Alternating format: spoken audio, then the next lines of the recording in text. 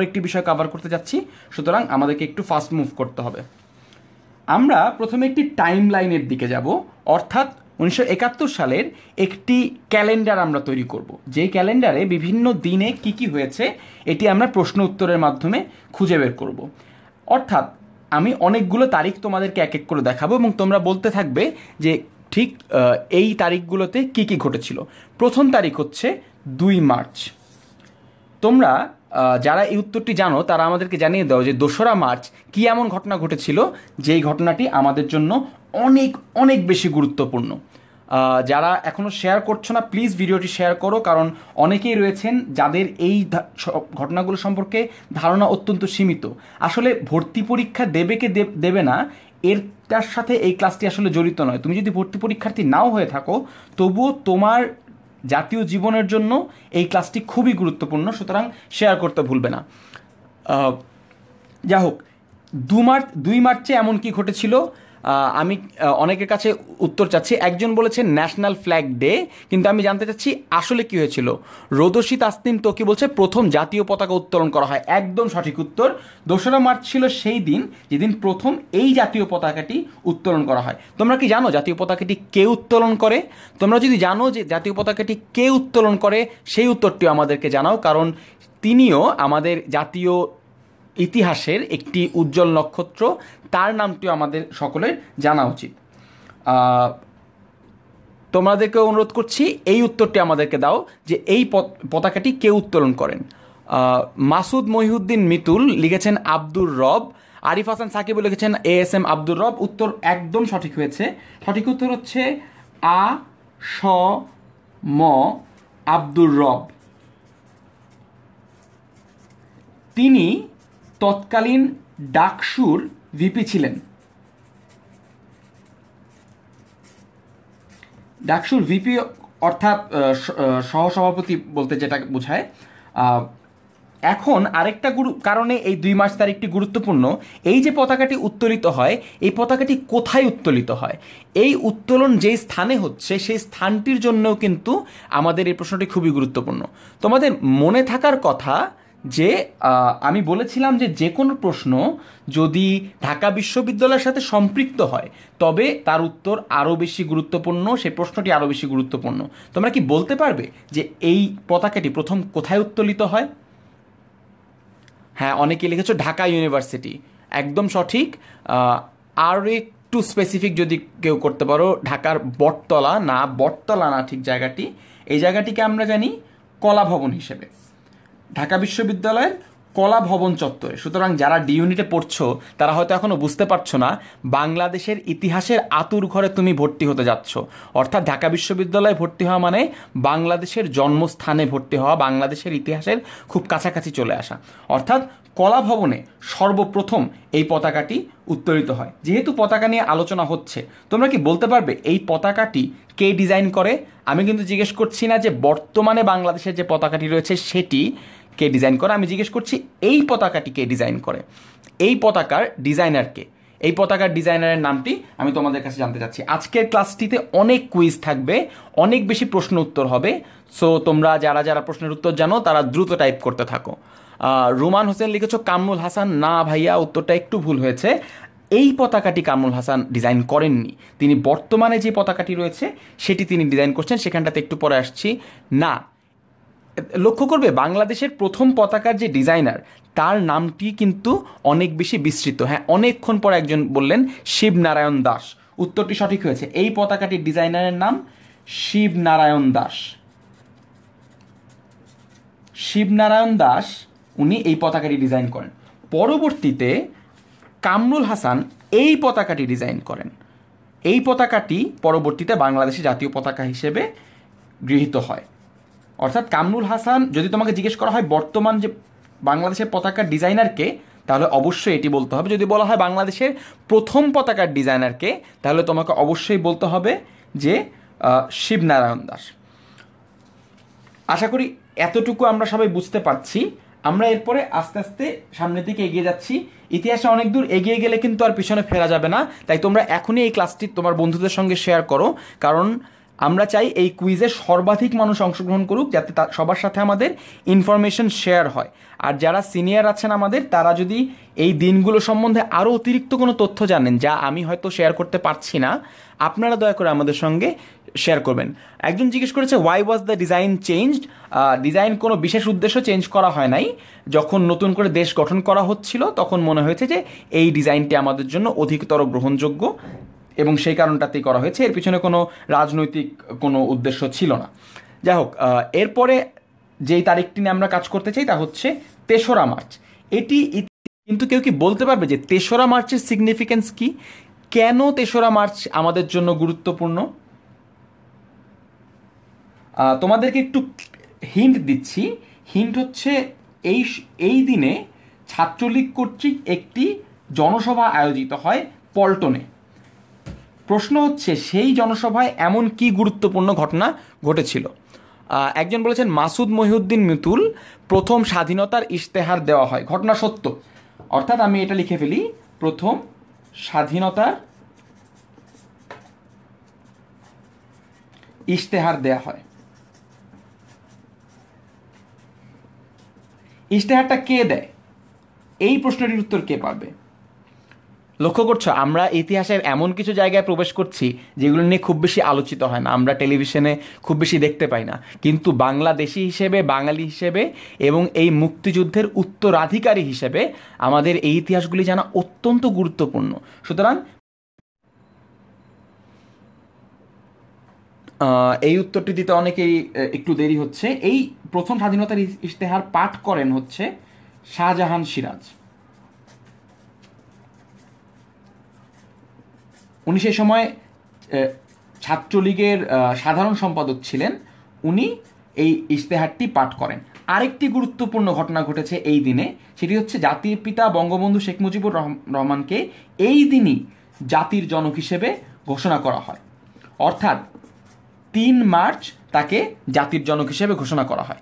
এই পর্যায়ে আরেকটি ছোট্ট কুইজ তোমাদেরকে দিই। শেখ মুজিবুর রহমানকে আমরা সকলেই জাতির পিতা বলে জানি, কিন্তু তার সবচেয়ে বড় যে উপাধিটি রয়েছে তা হচ্ছে বঙ্গবন্ধু। তিনি বাংলার বন্ধু। তোমাদের কাছে প্রশ্ন হচ্ছে, তাকে এই বঙ্গবন্ধু উপাধিটি কে দেন? শেখ মুজিবুর রহমানকে বঙ্গবন্ধু উপাধিটি কে দেন?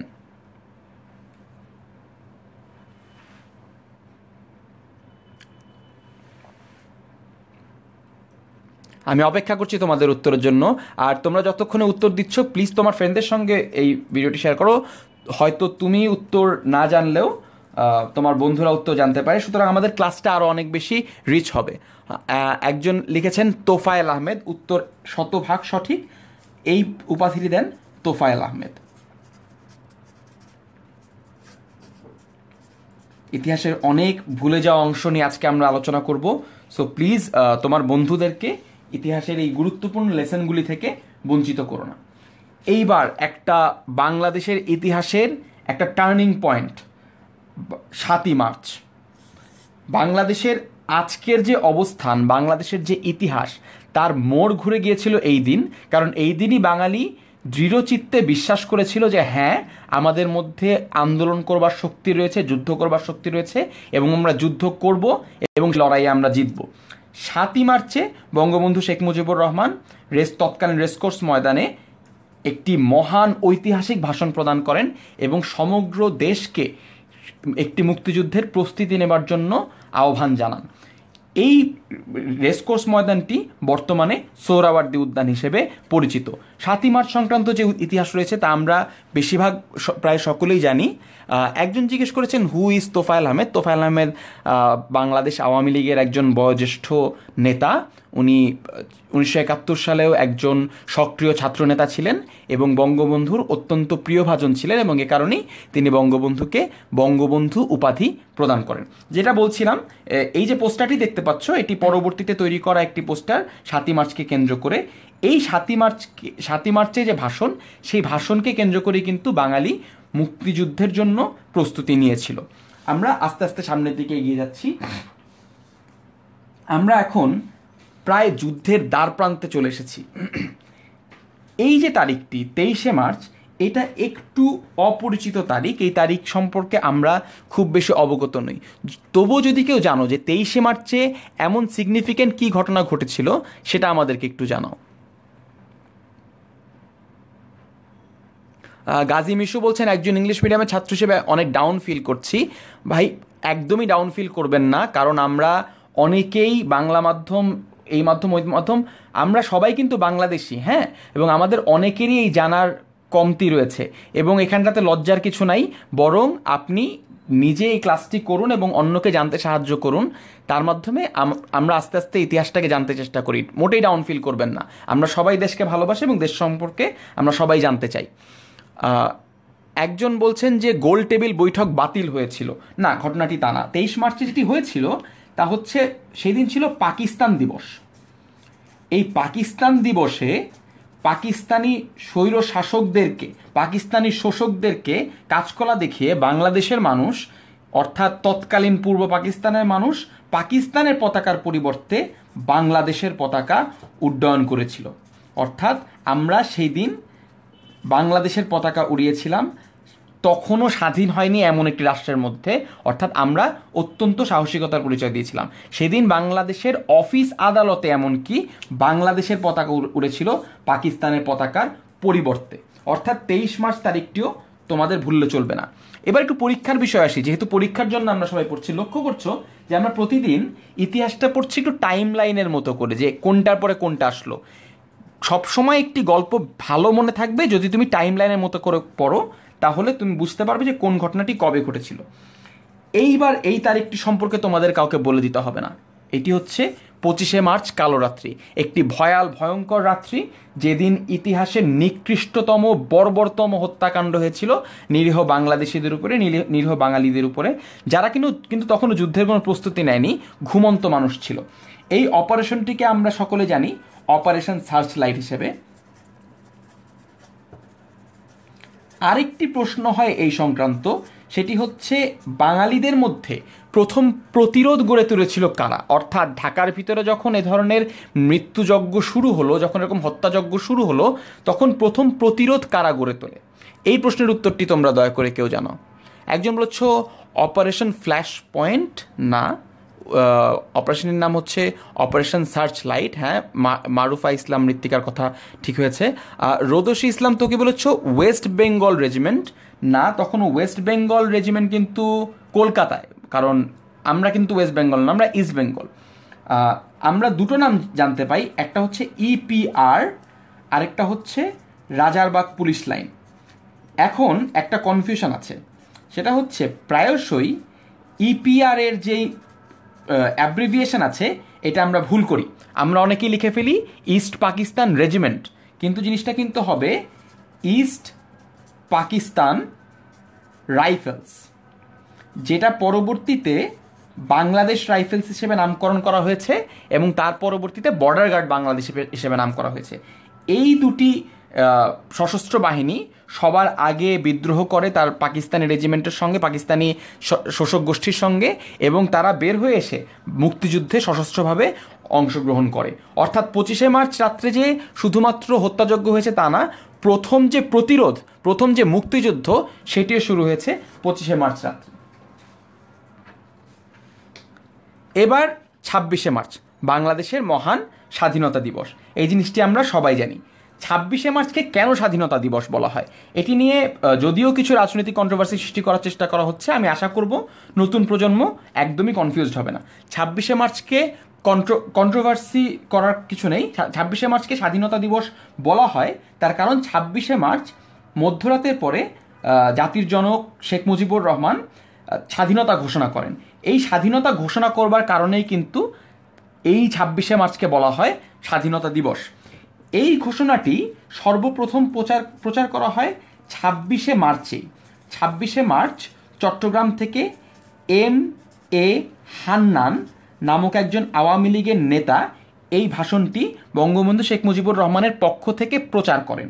পরবর্তীতে 27শে মার্চ সেই একই ভাষণটি জিয়াউর রহমান আবারও প্রচার করেন এবং বঙ্গবন্ধুর সপক্ষে, কারণ বঙ্গবন্ধু কিন্তু 25 মার্চ কালো রাত্রিতেই, অর্থাৎ এই ঘোষণাটি দেবার পরপরই তিনি কিন্তু অ্যারেস্ট হন, তাকে পাকিস্তানে নিয়ে যাওয়া হয়। তারপরে এই চট্টগ্রামের দায়িত্বশীল কর্মকর্তা বৃন্দ এই ঘোষণাগুলি করেন রেডিওতে, কারণ তখন এটি বাংলাদেশের মুক্তিযুদ্ধ সূচনার জন্য অত্যন্ত গুরুত্বপূর্ণ ছিল। একজন বলছেন যে বেতার থেকে, হ্যাঁ থ্যাংক ইউ ভেরি মাচ। আমি এই ধরনের পার্টিসিপেশন চাচ্ছি, কিন্তু আমি যদি কোনো একটি তথ্য মিস করে যাই, আমি চাই তোমরা সেই তথ্যগুলো অ্যাড করবে। এবং তোমরা যদি মনে করো তোমার অমুক আঙ্কেল, অমুক বাবা বা ভাইয়া বা চাচা কেউ এই তথ্যগুলি বেটার জানে আমাদের থেকে, তাদেরকে প্লিজ বলো আমাদের সঙ্গে জয়েন করতে এবং আমাদের সঙ্গে তথ্যগুলি শেয়ার করতে। কারণ আমিও কিন্তু মুক্তিযুদ্ধ পরবর্তী প্রজন্মের একজন মানুষ, আমার ইতিহাসেও ঘাটতি থাকতে পারে। এরপরে একটি অসাধারণ দিনটি হচ্ছে 10ই এপ্রিল 1971। আমি ছবি দিয়ে একটি হিন্ট দিয়ে দিয়েছি, তোমরা যারা যারা জানো 10ই এপ্রিল কী ঘটনা ঘটেছিল তারা একটু আমাদেরকে জানাতে শুরু করো, কারণ 10ই এপ্রিল বাংলাদেশের মুক্তিযুদ্ধের জন্য একটি অত্যন্ত গুরুত্বপূর্ণ দিন।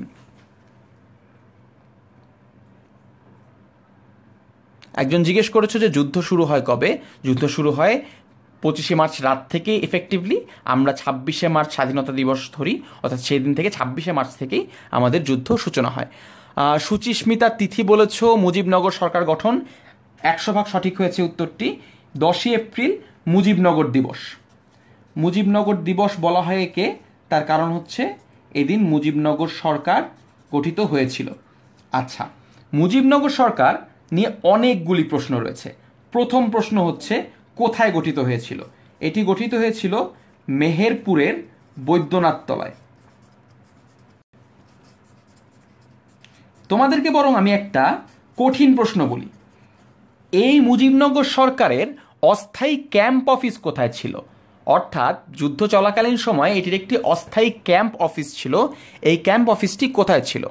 একজন জিজ্ঞেস করেছে মুক্তিযুদ্ধ চলাকালে চট্টগ্রাম কত নম্বর সেক্টরের অধীনে ছিল? আমরা সেক্টরের আলোচনায় একটু পরেই যাব, তবু বলে রাখি 1 নম্বর সেক্টরে ছিল, আমরা সেদিকে যাব একটু পরেই। কিন্তু তার আগে আমার এই প্রশ্নটির উত্তর দাও যে এই মুজিবনগর সরকারের ক্যাম্প অফিস কোথায় অবস্থিত ছিল? একজন বলেছে মেহেরপুরের বৈদ্যনাথ তলায়। না, হ্যাঁ কলকাতা, উত্তর ঠিক হয়েছে কলকাতা। আমি তবুও সম্পূর্ণ অ্যাড্রেসটি লিখে দিই, এই অ্যাড্রেসটা খুবই ইম্পর্টেন্ট। 8 নং থিয়েটার রোড। যদি কখনো কলকাতায় কারো যাওয়া হয়, দয়া করে এই জায়গাটাতে গিয়ে দেখবে, তুমি বুঝতে পারবে তুমি তোমার ইতিহাসের কত কাছাকাছি চলে এসেছো। 8 নং theatre road, Kolkata.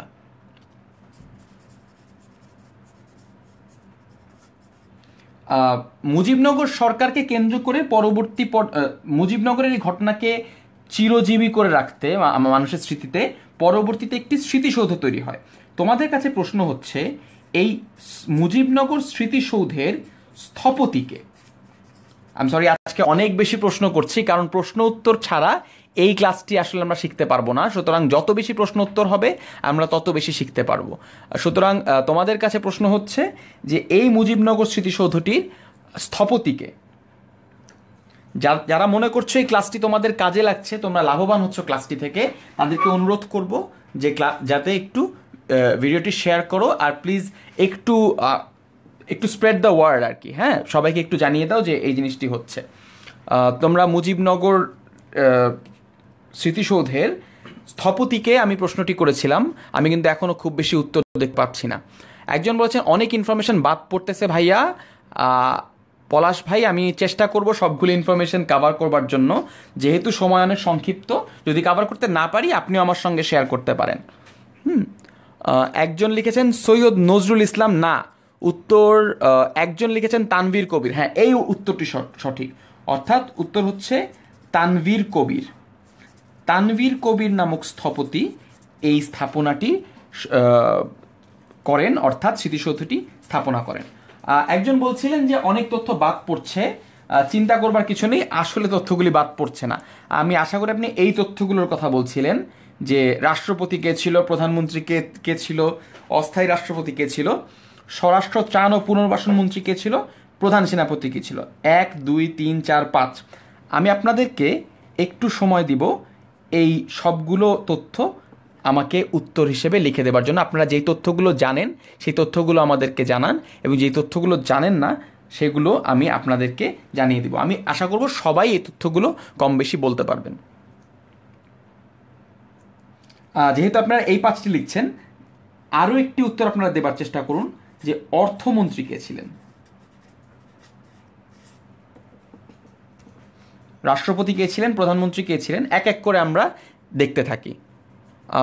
President Sheikh Mujibur Rahman, nominal president vice president Syed Nazrul. হ্যাঁ, উত্তর কিন্তু আসতে শুরু করেছে, থ্যাংক ইউ ভেরি মাচ। কে কোন পোস্টে ছিলেন এটা একটু সহকারে যদি লিখেন তাহলে খুব ভালো হয়। আচ্ছা, যেহেতু রাষ্ট্রপতির নামটা আমরা সবাই নিশ্চিত, এটা লিখে রাখি, জাতির পিতা বঙ্গবন্ধু শেখ মুজিবুর রহমান ছিলেন রাষ্ট্রপতি।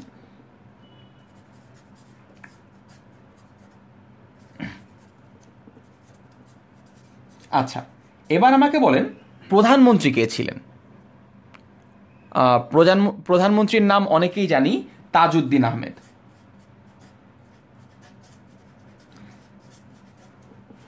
একটা জিনিস আমাকে আমার ইতিহাসের শিক্ষকও বলেছেন, আমার বাবাও বলেছেন, সেটি হচ্ছে শেখ মুজিবুর রহমান যদি জাতির পিতা হয়ে থাকে, তাজউদ্দিন আহমেদ হচ্ছে বাংলাদেশের আর্কিটেক্ট। কারণ স্বাধীন বাংলাদেশ গড়ে তোলার পিছনে তার যে অবদান তা অনস্বীকার্য।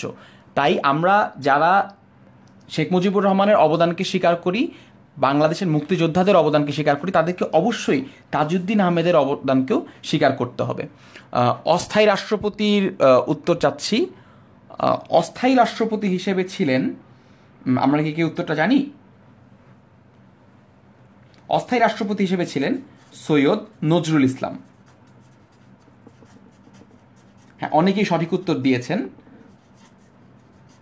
তাও সবার জ্ঞাতার্থে আমি লিখে ফেলছি। স্বরাষ্ট্র ত্রাণ ও পুনর্বাসন মন্ত্রী কে ছিলেন, এই উত্তরটা একটু জানতে চাচ্ছি। স্বরাষ্ট্র ত্রাণ এবং পুনর্বাসন মন্ত্রী ছিলেন AHM কামরুজ্জামান।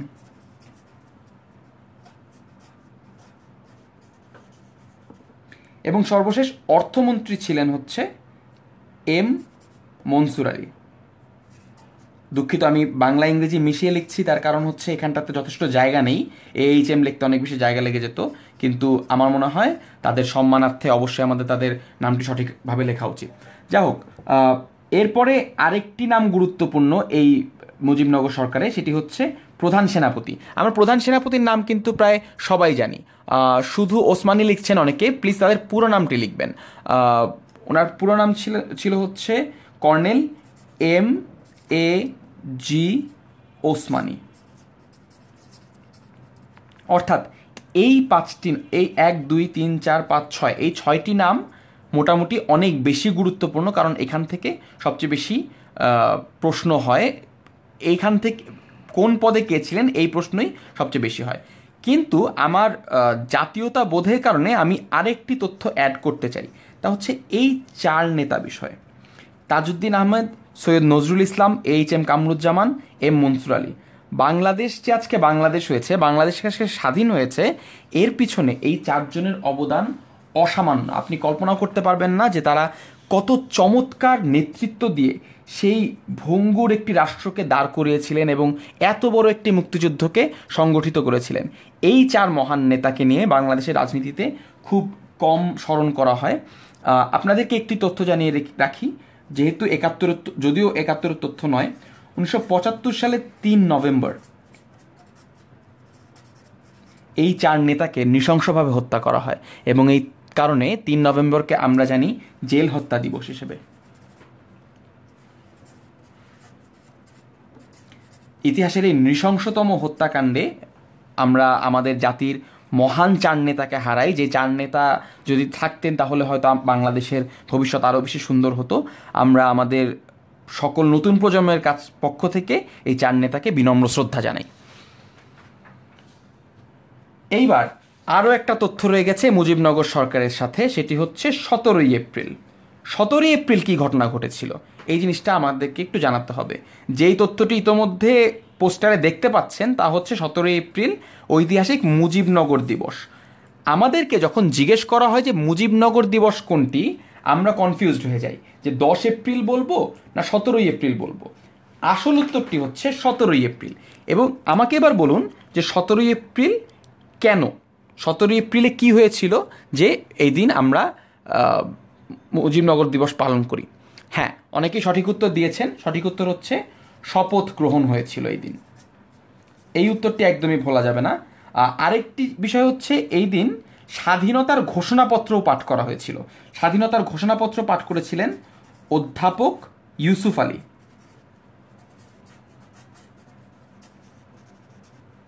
ইতিহাসের আরও একটি বিস্তৃত নাম, আমরা এনার নাম খুব বেশি একটা শুনতে পাই না, অথচ তিনি কিন্তু স্বাধীনতার যে ঘোষণাপত্রটি ছিল সেই ঘোষণাপত্রটি আমাদেরকে পাঠ করে শুনিয়েছিলেন। এইবার আরও একটি মোটামুটি কম আলোচিত একটি তারিখ, তা হচ্ছে 18ই এপ্রিল। যারা যারা জানেন 18ই এপ্রিলের বিশেষত্ব কী, 18ই এপ্রিল কেন গুরুত্বপূর্ণ আমাদের জন্য, তারা আমাদেরকে একটু জানান।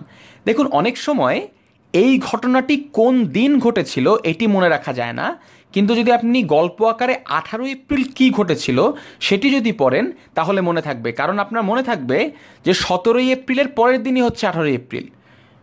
18ই এপ্রিল প্রথম কলকাতা মিশনে, কলকাতায় একটি বিদেশি মিশন, অর্থাৎ বাংলাদেশের প্রথম বিদেশি মিশনে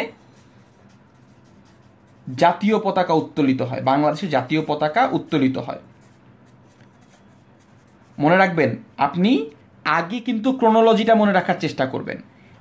বিদেশি মিশনে সেটা আপনার মনে পড়বে না, আপনাকে মনে রাখতে হবে যে 17ই এপ্রিলের পরের দিন এই ঘটনাটি ঘটেছে। এই ঘটনা মনে রাখেন এবং কার পরে ঘটেছিল গল্পের সিকোয়েন্সটা মনে রাখেন। গল্পের সিকোয়েন্স যদি মনে থাকে তাহলেই কিন্তু মনে থাকবে।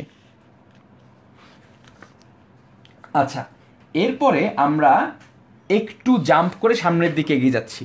আমার খুব প্রিয় একটা পোস্টার আপনাদেরকে দেখাবো, সেটি হচ্ছে 1 আগস্টের একটি poster, the concert for Bangladesh, George Harrison and friends. আমরা এই কনসার্টটি সম্পর্কে অনেকেই জানি। 1 আগস্ট এই কনসার্টটি হয়েছিল। আপনাদের কাছে প্রশ্ন দুটো। এক হচ্ছে, আমরা তো অলরেডি জর্জ হ্যারিসনকে দেখতে পাচ্ছি, জর্জ হ্যারিসনের সঙ্গে আর কে এই কনসার্টে গান গেয়েছিলেন বা পারফর্ম করেছিলেন, আর এই কনসার্টটি কোথায় অনুষ্ঠিত হয়? এই দুটো প্রশ্ন রয়েছে আপনাদের কাছে। এই প্রশ্নের উত্তরটি আমাদের জানাবেন। আমাদের বন্ধু শামীর মুনতাজিদ এসেছে, সে বলছে বিটলস। হ্যাঁ, জর্জ হ্যারিসন বিটলসের একজন সদস্য ছিলেন। শামীর সম্প্রতি বিটলসের ফ্যানে পরিণত হয়েছে, কংগ্রাচুলেশনস। সুচিস্মিতা তিথি আবারও সে উত্তর দিচ্ছে। সুচিস্মিতা তিথি অত্যন্ত অ্যাক্টিভ একজন ছাত্রী, কংগ্রাচুলেশনস। সে বলছে পণ্ডিত রবিশঙ্কর। একদম সত্য কথা, তিনি একজন সেতার বাদক, তিনি এখানটাতে পারফর্ম করেছিলেন। দেখো, বাংলাদেশ থেকে এত এত দূরে যুক্তরাষ্ট্রে যারা কিনা বাংলাদেশীয় না, তারা বাংলাদেশের জন্য একটি কনসার্ট করছেন। কেন করছেন? যাতে করে বাংলাদেশের মানুষের কাছে, বাংলাদেশের রিফিউজিদের কাছে দুটো টাকা পাঠানো যায়, $2 পাঠানো যায়, যাতে করে বাংলাদেশের রিফিউজিরা একটু ভাত খেতে পারে। লক্ষ্য করো, এত দূর থেকে মানুষ বাংলাদেশের জন্য ভালোবাসা পাঠিয়েছে। এই বিশ্ববাসীর ভালোবাসা, এই বাঙালি মানুষের আত্মত্যাগেই কিন্তু, বাঙালিদের আত্মত্যাগেই কিন্তু এত সুন্দর একটা দেশ আমরা পেয়েছি। আর এই কনসার্টটা হয়েছিল ম্যাডিসন স্কোয়ারে, ম্যাডিসন স্কোয়ার নামক জায়গায় এই জিনিসটি হয়েছিল। ম্যাডিসন স্কোয়ার গার্ডেন জায়গাটির নাম। এই তিনটি তথ্য, অর্থাৎ জর্জ হ্যারিসন, রবিশঙ্কর এবং ম্যাডিসন স্কোয়ার গার্ডেন, এই তিনটি তথ্য আমাদের জন্য খুবই গুরুত্বপূর্ণ। তোমরা, আমি আশা করি তোমাদের ক্লাসটি এখনও পর্যন্ত ভালো লাগছে। তোমাদের ক্লাসটি কেমন লাগছে এটি আমাদেরকে একটু কমেন্টে জানাও। আর যদি ভালো লেগেই থাকে তাহলে প্লিজ একটু তোমার ফ্রেন্ডদের সঙ্গে জিনিসটি একটু শেয়ার করো, যাতে করে ক্লাসের অন্তত বাকি অংশটুকু তারা এনজয় করতে পারে। হ্যাঁ, আমাদের আজকে অনেক ভালো লাগছে ক্লাসটি নিতে, কারণ অনেক উত্তর পাচ্ছি আজকে আমার দেখে প্রজন্মকে IMGPA5 প্রজন্ম মনে হচ্ছে না। আসলে IMGPA5 বাংলাদেশের প্রজন্মের চিত্র নয়, এই 10 মিনিট স্কুল বাংলাদেশের প্রজন্মের চিত্র, যেখানটাতে অ্যাট এ টাইম অনেক মানুষ এসে এই ক্লাসটি করছে এবং সবাই মিলে উত্তর দিচ্ছে। এটি বাংলাদেশের এই প্রজন্মের চিত্র। তাই তোমরা এই প্রজন্মটিকে আরও সামনের দিকে এগিয়ে নিয়ে যাবে, এই প্রত্যাশা রইল। ভিডিওটি শেয়ার করতে ভুলবে না। এবার চলে আসি 6 ডিসেম্বর, খুবই গুরুত্বপূর্ণ একটা তারিখ। এই দিন কি হয়, এই উত্তরটি আমাকে একটু জানাও যে 6 ডিসেম্বর 1971 সালে কি ঐতিহাসিক ঘটনা ঘটে যার জন্য এই দিনটি আমাদের জন্য খুবই গুরুত্বপূর্ণ।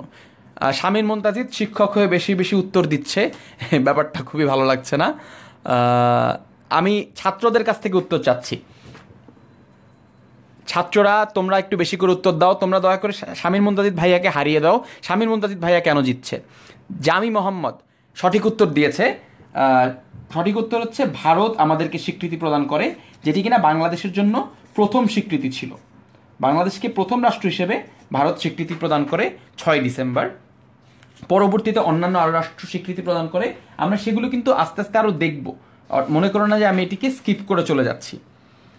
এইবার 7 ডিসেম্বর, 7 ডিসেম্বরের একটি মহা ঐতিহাসিক ঘটনা আছে, যে ঘটনাটি যদি একটু অন্যরকমভাবে ঘটতো তাহলে 9 দিন বাকি থাকতেই বাংলাদেশের মুক্তিযুদ্ধ কিন্তু ভণ্ডুল হয়ে যেত, অর্থাৎ বাংলাদেশের প্রায় হাতে চলে আসা স্বাধীনতা ছিন্ন হয়ে যেত।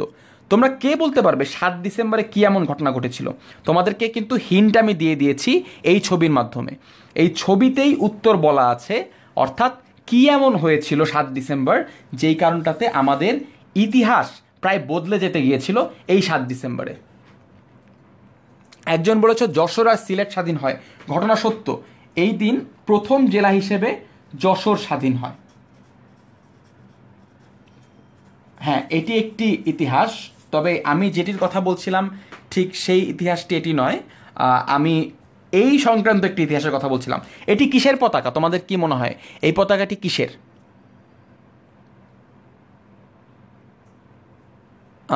ভুটান স্বীকৃতি প্রদান করে, হ্যাঁ সেটিও সত্য, কিন্তু আমি এই সংক্রান্ত একটি উত্তর চাচ্ছি।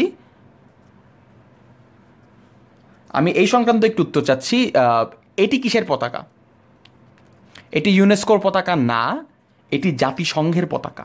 আচ্ছা, এই দিন যে ঘটনাটি ঘটেছিল তা হচ্ছে জাতিসংঘের সাধারণ পরিষদে ইউনাইটেড স্টেটস অফ আমেরিকা, যারা ওই সময়ে বাংলাদেশের মুক্তিযুদ্ধের বিরোধী ছিল, তারা ওই সময় একটি যুদ্ধবিরতি প্রস্তাব দেয়। একটা জিনিস খেয়াল করবে, বাংলাদেশে 9 মাস ধরে যুদ্ধ চলছিল, লক্ষ লক্ষ লোক মারা যাচ্ছিল, তখনও পর্যন্ত যুক্তরাষ্ট্র কিন্তু যুদ্ধবিরতি দেয় নাই। যুদ্ধ শেষ হবার মাত্র 9 দিন আগে, যখন পাকিস্তান সেনা প্রায় কোণঠাসা হয়ে গেছে মুক্তিযোদ্ধাদের দ্বারা, ভারতীয় সেনাবাহিনী ঢুকে পড়েছে এবং পাকিস্তানের আর বের হবার কোনো জায়গা নেই, তখন এই পণ্ডিতদের মনে হয়েছে যে একটা যুদ্ধবিরতি আমাদের দেয়া দরকার। এটি আর কিছুই ছিল না, পাকিস্তানকে টিকিয়ে রাখবার একটি চেষ্টা ছিল, বাংলাদেশকে মুক্তিযুদ্ধের সুফল ভোগ করবার থেকে বঞ্চিত করবার একটি চেষ্টা ছিল। তারা যুদ্ধবিরতি ঘোষণা করে। বাংলাদেশের ভাগ্য ভালো বলতে পারো, বা বাংলাদেশের ভালো কূটনৈতিক সম্পর্ক ছিল বাইরের বিশ্বের সঙ্গে, যেটা কিনা আরেকটি ভালো নেতৃত্বের ফসল। তা হচ্ছে ইউএসএসআর নামক যে দেশটি, যাকে আমরা সোভিয়েত ইউনিয়ন নামে চিনি, তারা এই যুদ্ধবিরতিতে ভেটো দেয়। যদি যুদ্ধবিরতি হয়ে যেত তাহলে কিন্তু যুদ্ধ থেমে যেত এবং আমাদের স্বাধীনতা আসতো না। আমরা যেহেতু এই ভেটো এসেছিল, তাই যুদ্ধবিরতিটি আর অ্যাক্টিভ হয়নি। অর্থাৎ এই ভেটোটি বাংলাদেশের ইতিহাসের জন্য খুবই গুরুত্বপূর্ণ। এবার একটু অফ টপিক একটি জিনিস জিজ্ঞেস করি, তা হচ্ছে ইউএসএসআর, এইটির ফুল ফর্ম আমাকে কে জানাতে পারবে? অর্থাৎ ইউএসএসআর এটির সমগ্র ফর্মটি আমাকে লিখে জানো। অনেকেরই ভুল হয়, কিন্তু আমি তবুও জানতে চাচ্ছি যে ইউএসএসআর এর ফুল ফর্মটি কি। বাংলায় আমরা একে সোভিয়েত ইউনিয়ন নামে জানি, পরবর্তীতে এই রাষ্ট্রটি রাশিয়া হিসেবে উত্থান ঘটেছে। হ্যাঁ, নেরাদ ইসলাম, তুমি জিজ্ঞেস করেছো ইউএসএসআর এর ফুল ফর্ম কি, আমিও তাই জিজ্ঞেস করছি যে ইউএসএসআর এর ফুল ফর্ম কি। তোমরা যদি না পারো অবশ্যই আমি বলে দিব। হ্যাঁ, সঠিক উত্তর আসতে শুরু করেছে। শামীর মুনতাজিদের উত্তর ছোট্ট একটু ভুল হয়েছে। শামীর মুনতাজিদ বলছে union of Soviet socialist Republic, but উত্তর হচ্ছে republics. Union of Soviet socialist republics. এটি আন্তর্জাতিক জেনারেল নলেজের জন্য তোমাদের দরকার। একজন জিজ্ঞেস করেছো ভেটো মানে কি। ভেটো মানে হচ্ছে এই জেনারেল অ্যাসেম্বলিতে যদি 5টি রাষ্ট্রের একটি রাষ্ট্র দ্বিমত পোষণ করে তাহলে প্রস্তাবগুলি পাস হয় না। 5টি রাষ্ট্র কে কে? ইউএসএসআর একটি রাষ্ট্র, ইউএসএ একটি রাষ্ট্র, ইউকে একটি রাষ্ট্র, চায়না আর একটি রাষ্ট্র এবং ফ্রান্স আর একটি রাষ্ট্র। এই 5টি কান্ট্রি যদি দ্বিমত পোষণ করে যে কোনো প্রস্তাবে, তাহলে সেই প্রস্তাবগুলি পাশ করে না এবং সেই দ্বিমতকে বলা হয় ভেটো। এই যুদ্ধবিরতি প্রস্তাবে ভেটো দিয়েছিল ইউএসএসআর এবং সেই কারণটাতে জাতিসংঘ হস্তক্ষেপ করতে পারেনি। তোমাদের যদি অতিরিক্ত প্রশ্ন থাকে সেই প্রশ্নগুলি আমাদেরকে জানাতে পারো। আজকের ক্লাসটি একটু বড় হবে, দয়া করে তোমরা একটু ধৈর্য ধরে থাকবে, কারণ বাংলাদেশের ইতিহাস একেবারে ছোট না, জানার আছে অনেক কিছু।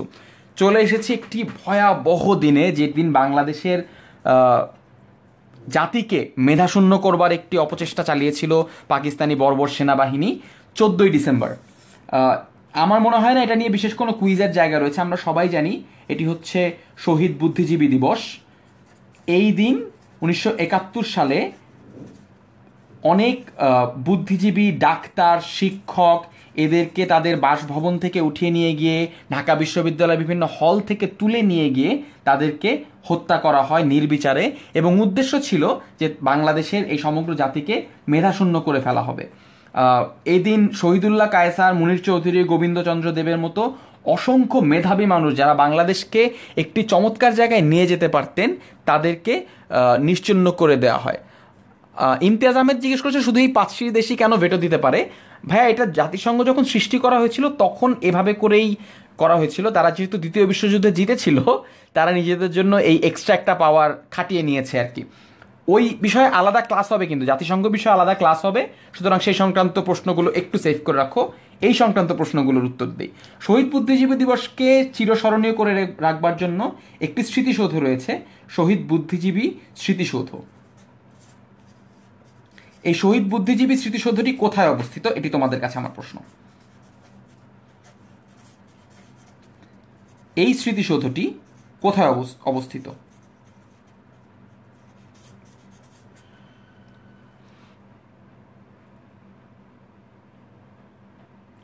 একজন বলেছ রায়ের বাজার, উত্তর ঠিক হয়েছে।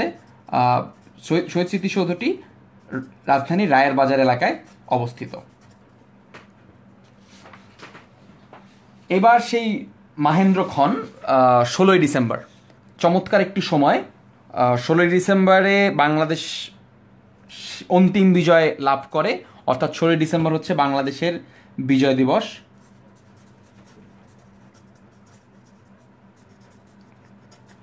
16ই ডিসেম্বরের ক্ষেত্রে আমরা অনেক তথ্যই জানা, অনেক তথ্যই অজানা, কিছু জিনিস শেয়ার করতে চাই। বিকাল 4:31 এই স্বাক্ষরটি ঘটে। এই স্বাক্ষরের এই চিত্রটি আমার জীবনে যতগুলি ফটোগ্রাফ আছে তার সবচেয়ে প্রিয় ফটোগ্রাফগুলির একটি। অসম্ভব সুন্দর একটি ফটোগ্রাফ। আমরা দেখতে পাচ্ছি যে একটি স্বাধীন বাংলাদেশের সূচনা হচ্ছে। সেই সময় 91,000 সৈন্য সহকারে পাকিস্তান আত্মসমর্পণ করে। তোমাদের কাছে প্রশ্ন হচ্ছে, এই এই যে আত্মসমর্পণ করে, কে আত্মসমর্পণ করে এবং কার কাছে আত্মসমর্পণ করে, এই দুইজন ভদ্রলোকের নাম জানতে চাচ্ছি। ইনি পাকিস্তানের পক্ষে আত্মসমর্পণ করছেন, ইনি ভারতের পক্ষে আত্মসমর্পণ গ্রহণ করছেন। এই দুজনের নাম জানতে চাই তোমাদের কাছে।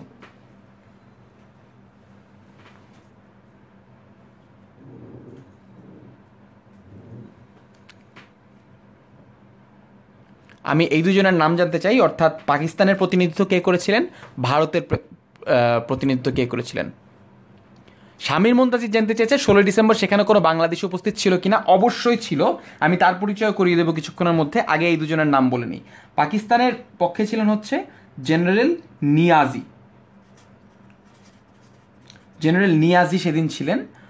আর ভারতের পক্ষে সেদিন ছিলেন হচ্ছে জগজিৎ সিং অরোরা।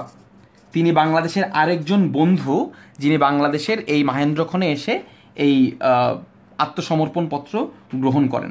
শামীরের প্রশ্নটির উত্তর দেই। এই যে সাদা পোশাক পরিহিত ভদ্রলোককে আমরা এখানে দেখতে পাচ্ছি, উনি ছিলেন বাংলাদেশি। উনার নাম হচ্ছে, আমরা অনেকেই হয়তো ওনার নাম শুনেছি কিন্তু এভাবে করে চিনতে পারি না। উনি হচ্ছে এয়ার কমোডর A.K. খন্দকার। আমরা অনেকেই ওনার নাম শুনেছি কিন্তু ওনার ইন্টারভিউ আমরা দেখেছি, কিন্তু এই জায়গাটাতে তার চরিত্রটাকে আমরা চিনি না। বাংলাদেশের প্রতিনিধিত্ব সে সময় করছিলেন এয়ার কমোডর A.K. খন্দকার।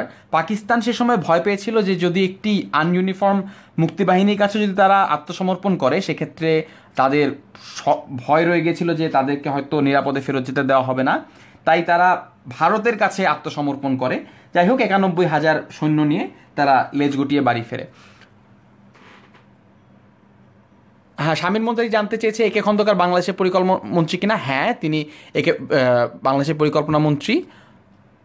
আচ্ছা, আরিফুল ইসলাম জানতে চাচ্ছে যুদ্ধ করলাম আমরা, সাইন ভারত নিল কেন? সাইন আসলে ভারত নেয় নাই, পাকিস্তান ভারতের কাছে আত্মসমর্পণ করতে চেয়েছে। যেটি বলছিলাম আসলে, যেহেতু মুক্তিযোদ্ধারা তখনও একটি সর্বজন স্বীকৃত একটি আর্মি না, তাদের কাছে জেনেভা কনভেনশন প্রোটেক্টেড হবে কি না এটা নিয়ে পাকিস্তান নিশ্চিত ছিল না। এবং বাংলাদেশও রাজি হয়েছিল, কারণ যদি ভারতীয় সেনাবাহিনী চলে আসে এবং তার হাতে যদি সারেন্ডারটা হয়, তাহলে জিনিসটা তাড়াতাড়ি সমাপ্ত হয়ে যাবে, আর কোনো খুনাখুনি হবে না, আর কোনো রক্তারক্তি হবে না। সুতরাং জিনিসটার একটি সহজ সমাধান আমরা সব পক্ষ থেকেই আশা করছিলাম, এবং সেটি হয়েছিল 16 ডিসেম্বর একদম শান্ত অবস্থায় রেসকোর্স ময়দানে এই ঘটনাটি ঘটে। বাংলাদেশের স্বাধীনতার যে টাইমলাইনটি আমরা শেষ করেছি, কিন্তু গল্প কিন্তু এর মধ্যে শেষ হয়ে যায় না, আরও অনেক গল্প বাকি রয়ে যায়।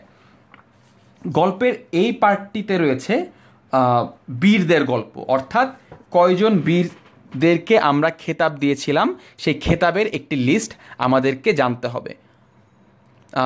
আলী মোহাম্মদ জাহিদ ইশতিয়াক বলেছেন ভারতের কাছে না, বরং মিত্র বাহিনীর কাছে। থ্যাংক ইউ, কারেকশনটার জন্য অত্যন্ত ধন্যবাদ।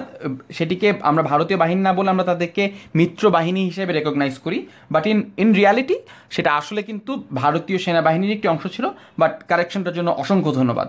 এবার আমরা বীর শ্রেষ্ঠ কয়জন ছিল, বীর উত্তম কয়জন ছিল, এই জিনিসটা একটু লিস্ট করবার চেষ্টা করি। বীর শ্রেষ্ঠ ছিলেন 7 জন, বীর উত্তম ছিলেন 68 জন, বীর বিক্রম ছিলেন 175 জন, এবং বীর প্রতীক ছিলেন 426 জন। অর্থাৎ মোট 676 জনকে খেতাব প্রদান করা হয়। এইবার বীর শ্রেষ্ঠ সংক্রান্ত কিছু বিস্তারিত আলোচনা আমাদের এখানটাতে প্রয়োজন। বীর শ্রেষ্ঠদের মধ্যে এই 4টি খুবই গুরুত্বপূর্ণ, আমি হাত সরিয়ে রাখছি, যদি তোমরা কেউ স্ক্রিনশট নিতে চাও স্ক্রিনশট নিতে পারো। এই 4টি অনেক বেশি গুরুত্বপূর্ণ, কারণ এই যে বিশেষ তথ্য দেখতে পাচ্ছ, এই বিশেষ তথ্য থেকে অনেক প্রশ্ন হয়। সবার আগে কে মৃত্যুবরণ করেন, কার সমাধি পাকিস্তানে হয়েছিল এবং পরবর্তীতে নিয়ে আসা হয়, কার মৃতদেহ উদ্ধার করা সম্ভব হয়নি, সবার পরে কে মৃত্যুবরণ করেন, এইগুলো থেকে প্রশ্ন হয়। আবার প্রশ্ন হয় কে কোন বাহিনীতে ছিলেন। সরাসরিভাবে আসলে তারিখ দিয়ে প্রশ্ন খুব কম হয়, এই ঘটনাটি কত তারিখে ঘটেছিল, ওই ঘটনাটি কত তারিখে ঘটেছিল, এই প্রশ্নগুলো কিন্তু কম হয়। বেশি প্রশ্ন হয় এই সংক্রান্ত। আমি স্লাইডটি সরিয়ে নিচ্ছি। আচ্ছা, অনিন্দ ইসলাম বলছেন যে 69 জন ছিল। হ্যাঁ, আমার কাছে এই ধরনের দুটো তথ্য পেয়েছি আমি। এটি অত্যন্ত দুর্ভাগ্যজনক যে দুটো ভিন্ন ভিন্ন তথ্য আমাদের কাছে রয়েছে।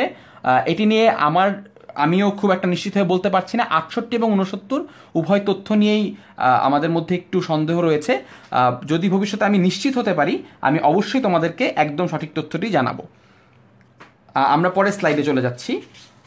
এইবার দুটো জিনিস আমাদের একটু স্পষ্ট হওয়া দরকার, তা হচ্ছে নারী বীর প্রতীক কে ছিলেন এবং বিদেশি বীর প্রতীক কে ছিলেন।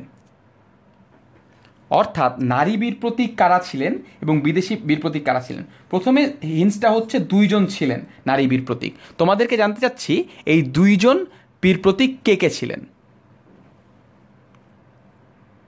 মারুফ আলম পলাশকে অত্যন্ত ধন্যবাদ, উনি চমৎকার একটি তথ্য শেয়ার করেছেন। কর্নেল জামিলকে 2010 সালে বীরোত্তম উপাধি দেওয়া হয় এবং সেই কারণে সংখ্যাটি 69 হওয়া উচিত। অসংখ্য ধন্যবাদ তোমার তথ্যটির জন্য। তথ্যটি যদি আমি একটু যাচাই করে নিই, তাহলে আমি দরকার হলে আজকে রাতেই গ্রুপে পোস্ট করে দিব, যাতে সবার জন্য এটি ঠিক হয়। তারামন বিবির নাম এসেছে এবং সিতারা বেগমের নামও এসেছে। উত্তরটি সঠিক হয়েছে, তারামন বিবি এবং সেতারা বেগম। এই দুজন মানুষের বাড়ি কোথায়, এই জিনিসটাও তোমাদেরকে একটু জানতে হবে। সময় যেহেতু খুব বেশি নেই, সেই দীর্ঘ আলোচনায় যাচ্ছি না। তোমাদেরকে আরেকটা প্রশ্ন জিজ্ঞেস করি, এটি অনেক ভুলে যাওয়া একটি তথ্য, সেটি হচ্ছে সর্বকনিষ্ঠ খেতাবপ্রাপ্ত মুক্তিযোদ্ধার নাম কি, সবচেয়ে বয়সে কম এই খেতাবপ্রাপ্ত মুক্তিযোদ্ধার নাম কি। এই তথ্যটি যদি তুমি জানো, তাহলে তুমি বুঝতে পারবে যে কত ধরনের মানুষের ত্যাগের বিনিময়ে আমরা আজকের এই মহান স্বাধীনতাটি লাভ করেছি। তোমাদের কাছে প্রশ্ন হচ্ছে সর্বকনিষ্ঠ খেতাবপ্রাপ্ত মুক্তিযোদ্ধার নাম কি।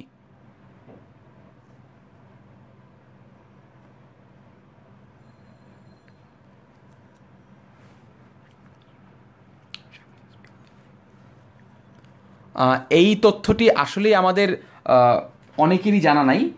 এই ওনার নাম হচ্ছে শহীদুল ইসলাম। উনি ছিলেন বীর প্রতীক। আমার সৌভাগ্য হয় ওনার সঙ্গে 2010 সালে একবার দেখা করবার। উনি যখন মুক্তিযুদ্ধে অংশগ্রহণ করেন, এবং এই তথ্যটি পড়লে আমার প্রায় চোখে পানি চলে আসে, সেটি হচ্ছে তার বয়স ছিল 12 বছর। কল্পনা করুন, 12 বছর বয়সী একটি কিশোর বলা যায় না, একজন শিশু বাংলাদেশের মুক্তিযুদ্ধে অংশগ্রহণ করেন, এবং তার অর্জন করা স্বাধীনতায় আজকে আমরা স্বাধীন বাংলাদেশ পেয়েছি। অর্থাৎ শহীদুল ইসলাম, তার ডাকনাম হচ্ছে লালু ভাই, তাকে সবাই লালু ভাই নামে জানে। আমার সৌভাগ্য হয়েছিল লালু ভাইয়ের সঙ্গে দেখা করবার। 2010 সালে তার সাথে দেখা করি। অনেক রুগ্ন ছিলেন, পরবর্তীতে তিনি মারা যান, এবং তিনি একজন অসাধারণ মানুষ। 12 বছর বয়সে মুক্তিযুদ্ধ করেছেন এবং বাংলাদেশের জন্য অনেক ত্যাগ স্বীকার করেছেন। আরেকটি নাম আমাদেরকে ভুললে চলবে না, বিদেশি বীর প্রতীক। একজন ভদ্রলোক ছিলেন বিদেশি, এই নামটি সবার কাছ থেকে জানতে চাচ্ছি। একজন বলছেন বিচ্ছু জালাল।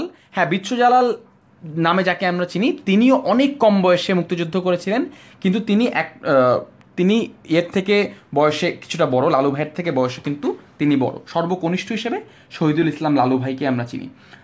বিদেশি বীর প্রতীক হিসেবে যাকে আমরা সকলে জানি, তিনি হচ্ছেন WS ওডারল্যান্ড। উনি অস্ট্রেলিয়ার নাগরিক ছিলেন, কিন্তু ডাচ বংশোদ্ভূত ছিলেন, অর্থাৎ নেদারল্যান্ডস বংশোদ্ভূত ছিলেন।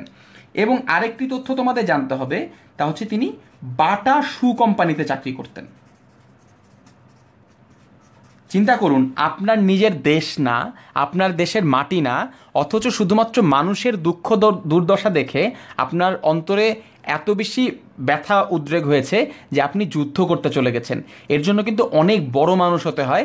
আমরা বিশ্বাস করি WS ওডারল্যান্ড ঠিক সেই রকম একজন বড় মনের মানুষ ছিলেন। এইবার একটি বিস্তারিত আলোচনা, সেটি হচ্ছে সেক্টর এবং সেক্টর কমান্ডার। কয়টি সেক্টর ছিল?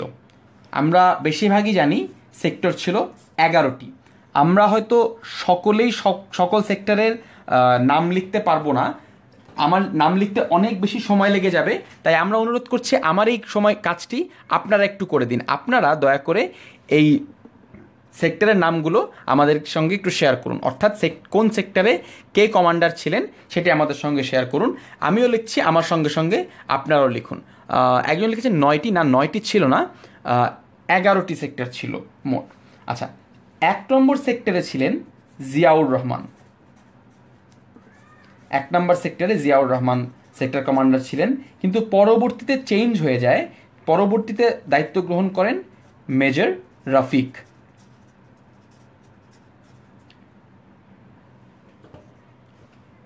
2 নম্বর সেক্টর, 2 নম্বর সেক্টরে ছিলেন হচ্ছে মেজর খালেদ মোশাররফ। আমি টাইটেল লিখছি না, শুধুমাত্র নাম লিখে যাচ্ছি, খালেদ মোশাররফ। খালেদ মোশাররফ ছিলেন 2 নম্বরে। এটিও পরবর্তীতে চেঞ্জ হয়ে যায়, পরবর্তীতে ATM হায়দার আসেন। এইভাবে করে আপনাকে সবগুলি সেক্টর কমান্ডারের নাম কিন্তু মুখস্থ রাখতে হবে। হ্যাঁ, 3 নম্বরে ছিলেন মেজর শফিউল্লাহ।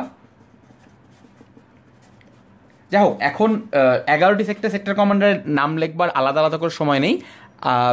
আমি আপনাদের কাছ থেকে এক্সপেক্ট করছি যে আপনারা কমেন্টে নামগুলি লিখবেন, কিন্তু মূল কথা হচ্ছে 11টা সেক্টরেরই সেক্টর কমান্ডারের নাম লিখতে হবে। এইবার একটা ইন্টারেস্টিং তথ্য, সেটি হচ্ছে সেক্টর কমান্ডার ছিল না কোন সেক্টরে। একটা সেক্টর ছিল যেই সেক্টরে কোনো একজন নির্দিষ্ট সেক্টর কমান্ডার ছিল না। এই জিনিসটা আপনাদের কাছে জানতে চাচ্ছি যে এক্স্যাক্টলি কোন সেক্টরটাতে নির্দিষ্ট একজন সেক্টর কমান্ডার ছিলেন না। হ্যাঁ, থ্যাংক ইউ ভেরি মাচ। আপনারা অনেকেই উত্তর দিচ্ছেন যে কে কে কোন সেক্টরে ছিলেন। হ্যাঁ, এই উত্তরটিও কিন্তু সঠিক হয়েছে। 10 নম্বর সেক্টর হচ্ছে সেই সেক্টর যাতে কোনো সেক্টর কমান্ডার ছিলেন না, কারণ এটি ছিল নৌবাহিনীর অন্তর্গত।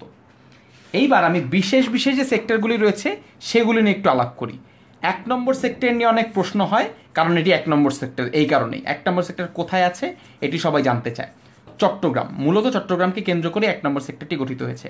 2 নম্বর সেক্টর নিয়ে প্রশ্ন হয়, তার কারণ হচ্ছে রাজধানী ঢাকা এটার অংশ ছিল, এই কারণটাতে 2 নম্বর সেক্টর নিয়ে অনেক প্রশ্ন হয়।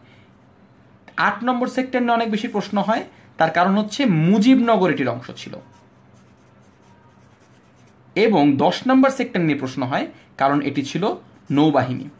এইবার আপনাদেরকে যেটা বলতে চাচ্ছি তা হচ্ছে এই 4টি সেক্টর নিয়ে যেহেতু বেশি প্রশ্ন হয়, এই 4টি সেক্টর সবচেয়ে ভালো করে আপনারা পড়ে রাখবেন, এই সেক্টরের কোনো তথ্য অবশ্যই বাদ দেবেন না।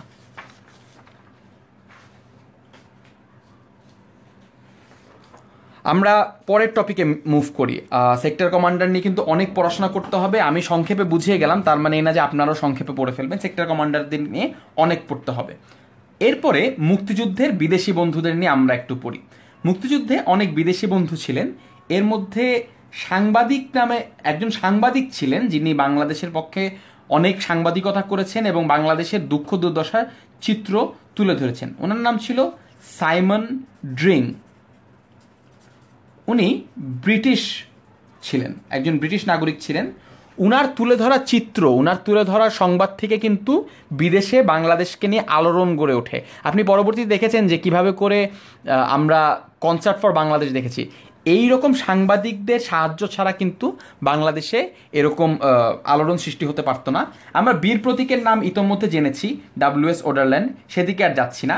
আমরা কনসার্ট ফর বাংলাদেশের নামও ইতোমধ্যেই শুনেছি, জর্জ হ্যারিসন ছিলেন এবং পণ্ডিত রবিশঙ্কর ছিলেন, সেদিকেও আর যাচ্ছি না। এই জিনিসটি আমরা কারা জানি যে সেপ্টেম্বর অন যশোর রোড, এই গানটি কার লেখা? এটি একটি গান, এই গানটি মুক্তিযুদ্ধকে কেন্দ্র করে লেখা হয়। এই গানটির রচয়িতাকে এবং গানটি কে লিখেছিলেন এটি জানান। আপনারা যতক্ষণে উত্তর দিচ্ছেন আমি গানটির পিছনে গল্পটা বলি। যশোর রোডের গল্পটা হচ্ছে, যশোর রোড দিয়ে যেই কিছু সঙ্গীত শিল্পীরা ট্রাকে বোঝাই করে গান গেয়ে গিয়ে মানুষের বাড়ি বাড়ি গিয়ে টাকা উঠাতো এবং চাল নিত, যাতে মুক্তিযোদ্ধা যারা অসহায় মানুষ, গরিব, তাদেরকে দুমুঠো ভাত দেয়া যায়। তাদের কাছ থেকে টাকা সংগ্রহ করে, একটু চাল সংগ্রহ করে, একটু তরকারি সংগ্রহ করে তাদের জন্য খাদ্য বস্ত্রের ব্যবস্থা করা হতো। এই ঘটনাটি ঘটতো যশোর রোডে।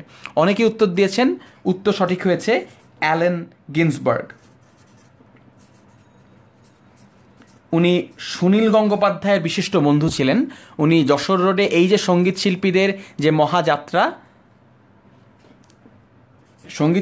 মহাযাত্রা, এই মহাযাত্রা নিয়ে একটি গান রচনা করেন, সেপ্টেম্বর অন যশোর রোড। উনি সেই চিত্রটি চিত্রায়িত করেছেন যে সেপ্টেম্বর মাসে কিভাবে করে এই সঙ্গীত শিল্পীরা পথে পথে ঘুরে সাধারণ দুঃখী মানুষের জন্য টাকা উঠাচ্ছে। এইবার ক্লাসের প্রায় শেষ দিকে চলে এসেছি, সেটি হচ্ছে স্বীকৃতি। কে কবে স্বীকৃতি দিয়েছে এটি আমরা একটু সংক্ষেপে জেনে নেওয়ার চেষ্টা করি। প্রথম স্বীকৃতি কে দেয় আমরা এটি ইতোমধ্যেই দেখেছি। প্রথম স্বীকৃতি দিয়েছিল ইন্ডিয়া বা ভারত। এবার প্রশ্ন হচ্ছে প্রথম আফ্রিকান কোন রাষ্ট্র আমাদেরকে স্বীকৃতি প্রদান করে? এই প্রশ্নটি আপনাদের জন্য করে গেলাম। অর্থাৎ প্রথম আফ্রিকান কে দেয়? জেমিমা ভুইয়া আমাদেরকে সবগুলি সেক্টরের নাম জানিয়েছে। জেমিমা, তোমাকে কংগ্রাচুলেশনস, তোমার উত্তরগুলিও সঠিক হয়েছে। স্বাধীন রাজ বলছে হায় রে, মিস করলাম ক্লাসটা। মিস করনি, ক্লাসটি শেষ হলে তুমি আবার শুরু থেকে জানতে পারবে।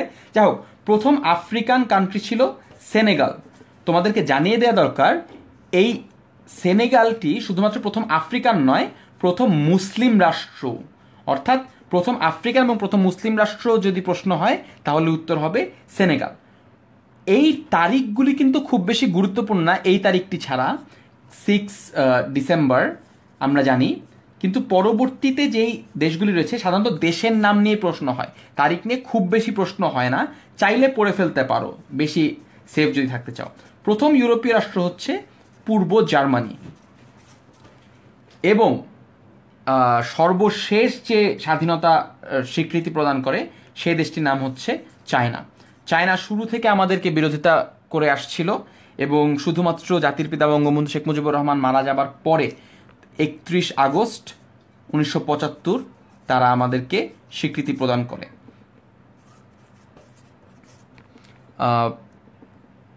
এছাড়াও আরও দুটো রাষ্ট্র রয়েছে যাদের স্বীকৃতির তারিখটি গুরুত্বপূর্ণ। আমরা অনেক সময় জানতে চাওয়া হয় যে এই দুটো রাষ্ট্র কবে কবে স্বীকৃতি প্রদান করেছে। একটি হচ্ছে যুক্তরাষ্ট্র, যেহেতু সময় কম আমি আর প্রশ্ন উত্তরের মধ্যে যাচ্ছি না, আমি সরাসরি লিখে দিই। 4th এপ্রিল 1972 যুক্তরাষ্ট্র আমাদেরকে স্বীকৃতি দেয়, এবং 22nd ফেব্রুয়ারি 74 পাকিস্তান আমাদেরকে স্বীকৃতি দেয়। একটা গুজব আছে যে পাকিস্তান 15ই আগস্ট 1975 স্বীকৃতি দেয়, ঘটনাটি সত্য না। ঘটনাটি হচ্ছে 22শে ফেব্রুয়ারি 1974 পাকিস্তান আমাদেরকে স্বীকৃতি প্রদান করে। আজকের যেই তথ্যগুলি আমি তোমাদেরকে দিচ্ছি, এই তথ্যগুলির সূত্র হিসেবে আমি রিলাই করছি নতুন বিশ্বের উপরে। নতুন বিশ্ব নামক যে বইটি রয়েছে, ওই 78-69-এর যে দ্বিধাটা ওটা আমারও ছিল, ওই সেই দ্বিধাটা কিন্তু নতুন বিশ্ব কিন্তু 78ই লেখা আছে। আমি তবুও যাচাই করে তোমাদেরকে সঠিক তথ্যটি জানানোর চেষ্টা করব। এইবার একটু স্মৃতিতে 71-এ চলে যাই, অর্থাৎ 71-এর স্মৃতিকে বাঁচিয়ে রাখবার জন্য কোথায় কোথায় কি কি ভাস্কর্য রয়েছে বা কি কি জাদুঘর রয়েছে। একটি চমৎকার জায়গা হচ্ছে মুক্তিযুদ্ধ জাদুঘর। তোমাদের কাছে প্রশ্ন হচ্ছে, মুক্তিযুদ্ধ জাদুঘরটি কোথায় অবস্থিত? ঢাকা শহরে অবস্থিত, এটি আমরা জানি। মুক্তিযুদ্ধ জাদুঘরটি ঠিক কোথায় অবস্থিত?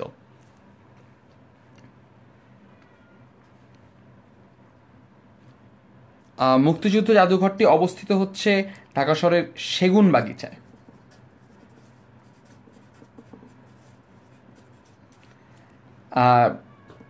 দ্বিতীয় যে জিনিসটি প্রায় জানতে চাওয়া হয় তা হচ্ছে জাতীয় স্মৃতিসৌধের স্থপতিকে। তার আগে তোমাদেরকে এই 4টি কুইজ আমি একবারে দিয়ে দিতে চাই। তোমরা যে যেটা যেটা জানো সেটা আমাদের সঙ্গে শেয়ার করো। অর্থাৎ স্মৃতিসৌধের স্থপতিকে, মুজিবনগরটা আমরা ইতোমধ্যে করে ফেলেছি, এটা আমরা এখন আর করছি না। অপরাজয় বাংলার স্থপতিকে, স্বোপার্জিত স্বাধীনতার স্থপতিকে। এই 3টি উত্তর আমাদেরকে দিতে থাকো।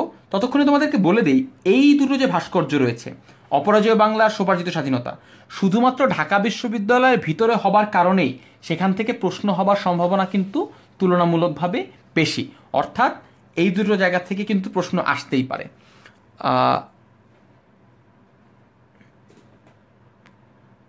জাতীয় স্মৃতিসৌধের স্থপতিকে এটি জানতে চাচ্ছি। হ্যাঁ, উত্তর হয়েছে সৈয়দ মঈনুল হোসেন। উনি বানানটি লিখেন মঈনুল হোসেন, কিন্তু উনার নামের উচ্চারণ হচ্ছে মাইনুল হোসেন। তারপরে হচ্ছে মুজিবনগর স্মৃতিসৌধ কোথায় অবস্থিত? আমরা সবাই জানি মুজিবনগর স্মৃতিসৌধ মুজিবনগরে অবস্থিত, এবং এর স্থপতি আমরা কিছুক্ষণ আগে জেনেছি যে তার স্থপতি হচ্ছে তানভীর কবির।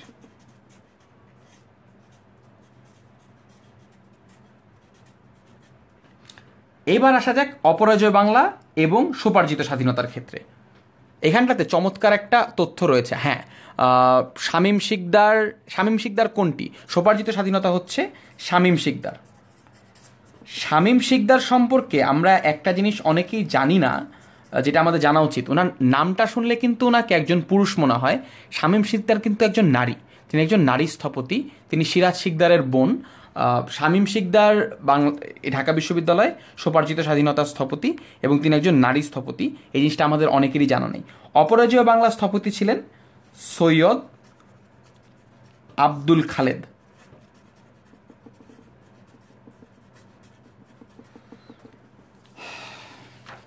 এছাড়াও এই স্থাপত্য কর্মগুলো ছাড়াও আরও দুটো আসলে আরও অনেক স্থাপত্যকর্ম রয়েছে, আরও অনেক ভাস্কর্য রয়েছে যেগুলো গুরুত্বপূর্ণ। যদি তোমরা কেউ জাহাঙ্গীরনগরের জন্য প্রিপারেশন নাও তাহলে এই ভাস্কর্যটি গুরুত্বপূর্ণ, যদি রাজশাহী বিশ্ববিদ্যালয়ের জন্য প্রিপারেশন নাও তাহলে এই ভাস্কর্যটি গুরুত্বপূর্ণ। অর্থাৎ যেই ভার্সিটির ভিতরে যেই মুক্তিযুদ্ধ বিষয়ক ভাস্কর্য রয়েছে সেগুলো গুরুত্বপূর্ণ। অর্থাৎ এই দুটোর উত্তর যদি তোমরা কেউ জানো সেটিও আমাদেরকে জানিয়ে দিতে পারো। একজন বলছো মৃণাল হক। না, মৃণাল হক উত্তরটি সঠিক নয়।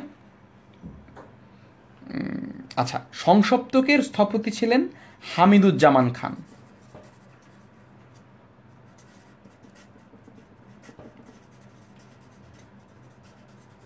আর সাবাস বাংলাদেশের স্থপতি ছিলেন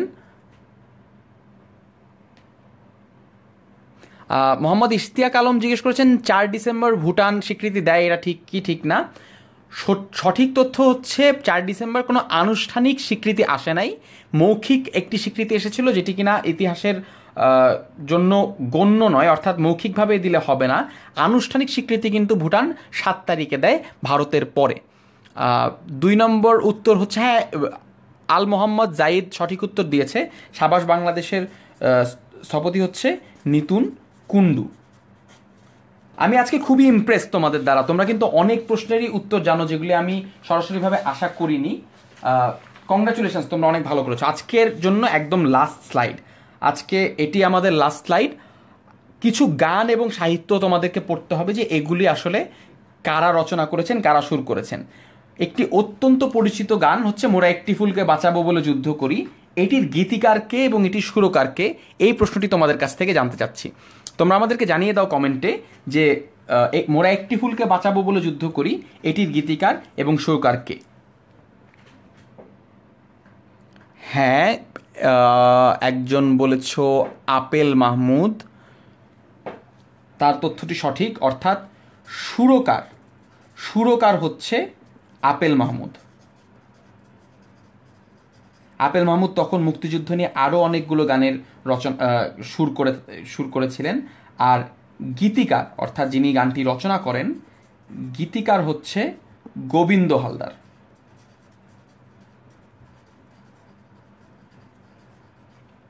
এইবার 3টি বই নিয়ে একটু কাজ করি। 71-এর দিনগুলি, 71-এর ডায়েরি, 71-এর চিঠি। আরও অনেক বই আছে যেই বইগুলি হয়তো তোমাদেরকে পড়তে হতে পারে, বইয়ের নাম জানতে হতে পারে, কিন্তু এই 3টি বই নিয়ে আমাদের অনেক কনফিউশন হয়। 71-এর দিনগুলি আর 71-এর ডায়েরি কার কার লেখা? হ্যাঁ, জামি মোহাম্মদ একদম সঠিক উত্তর দিয়ে দিয়েছে। 71-এর দিনগুলি হচ্ছে জাহানারা ইমাম, এবং 71-এর ডায়েরি হচ্ছে সুফিয়া কামাল লেখা। এটি নিয়ে কিন্তু অনেক কনফিউশন হয়, এটি নিয়ে তোমরা প্লিজ কনফিউজড হও না, এটি নিয়ে কোনো কনফিউশনের সুযোগ নেই। 71-এর চিঠিটা কিন্তু কারো লেখা কোনো গ্রন্থ নয়, এটি একটি সংকলিত গ্রন্থ। মুক্তিযোদ্ধারা তার বাসায় তার স্ত্রীর কাছে, সন্তানের কাছে যে চিঠিগুলি লিখেছিল, সেই চিঠিগুলিকে সংকলিত করে এই বইটি লেখা হয়েছে। এছাড়াও আরও অনেক গান রয়েছে, অনেক বই রয়েছে, যে বইগুলির নাম তোমাকে জানতে হতে পারে। রাইফেল রোটি অরাত এ নামে একটি বই রয়েছে, যেটি কিনা প্রথম বই, 71-এর প্রথম বই হিসেবে পরিচিত। আমি নামটি লিখে দিচ্ছি, রাইফেল রোটি আওরাত।